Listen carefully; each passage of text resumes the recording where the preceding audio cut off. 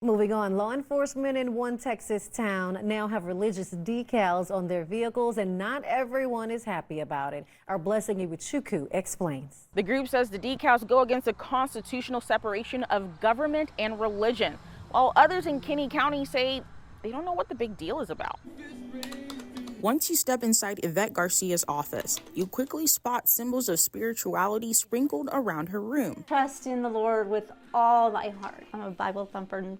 I go by verses. I live by verses. Garcia is the Kinney County Aging Director. Where she's located in Bracketville, there's a church to the left and to the right of her, and more down the block. So we have 3,000 people, 3,000 and some change.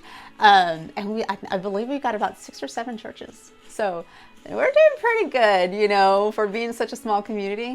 We got a lot of God lovers, church lovers. Just across the street from where she works, her neighbors and law enforcement share the same sentiment. Her older sister works for the Kinney County Sheriff's Department. Garcia says her sister collaborated with the sheriff to put these decals on their work vehicles. They all have "In God We Trust" and different Bible verses plastered on the back. The deputies too, they have their input on what verse they want as well. Doesn't bother me, I like it. Even a man who says he's an atheist who didn't want to be on camera told me the decals don't bother him either because it's a Texas thing. Not everyone in this small Texas town shares the same viewpoint, according to a group that calls itself a state church watchdog. A local resident sent in a complaint about the situation several weeks ago. Sammy Lawrence is with the Freedom from Religion Foundation. It's a national organization that works to protect the constitutional principle of separation of church and state. In 2016, the group sued the Brewster County Sheriff and got him to get rid of crosses originally plastered on county patrol vehicles. He also had to pay more than $22,000 in attorney fees and court costs. Lawrence says so far only one person from this community has reported a problem with the Kinney County decals. They would prefer that the religious decals be gone because it's also an issue to have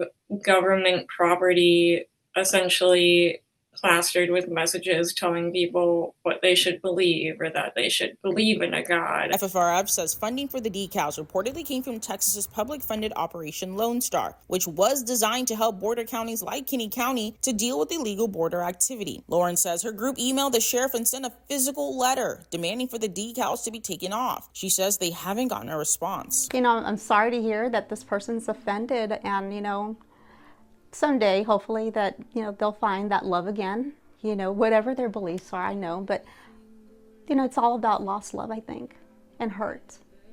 And I think that's just where the negativity comes. I also called to speak with the sheriff several times and even went to his office. My calls were never returned. In Bracketville, I'm Blessing Iwuchukwu.